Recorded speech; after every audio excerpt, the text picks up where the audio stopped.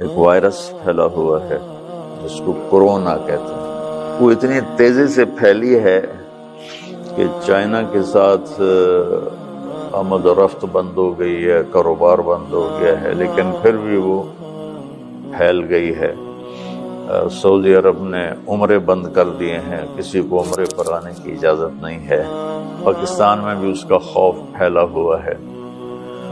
تو ہمارے نبی فرماتے ہیں لا عدوى فی الاسلام، اسلام میں کوئی چھوت چھات کوئی نہیں، لا عدوى فی الاسلام۔